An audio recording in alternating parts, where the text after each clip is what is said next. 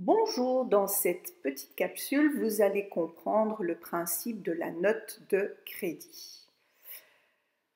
Alors, la note de crédit, elle est utilisée quand il y a une erreur de facturation. Alors, on va partir d'une situation, une facture est envoyée et elle comporte une erreur. Que faire dans ce cas-là?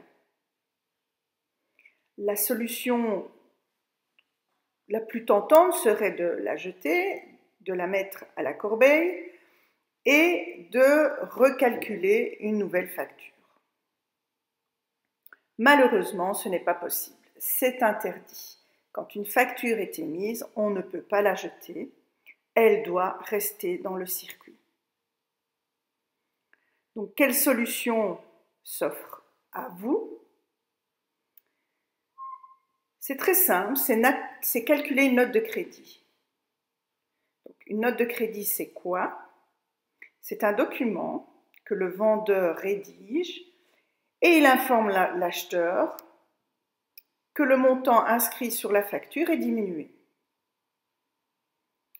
Donc, on va partir d'un exemple. Voici un bon de commande qu'une entreprise a reçu. Alors, vous voyez les quantités, vous voyez les prix unitaires. Voilà le document qui a été calculé par l'entreprise, c'est la facture.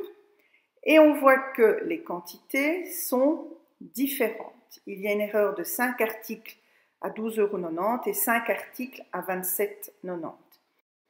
Alors, voici comment calculer cette note de crédit.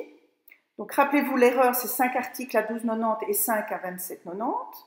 Alors, dans les quantités, on va mettre 5,5 puisque c'est la quantité erronée.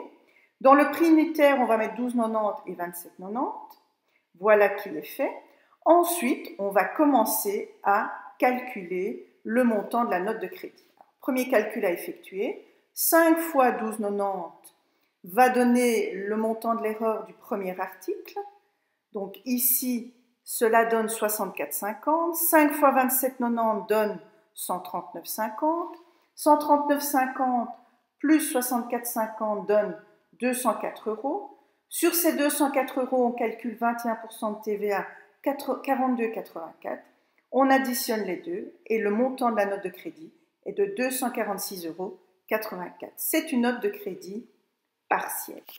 Alors maintenant, nous allons voir une note de crédit totale. En quoi ça consiste? Le principe est identique. Donc, quand vous devez calculer une note de crédit totale, vous recopiez sur la note de crédit le montant de la facture. Donc, votre note de crédit aura la même valeur que le montant de la facture. Et ensuite, vous recalculez une nouvelle facture.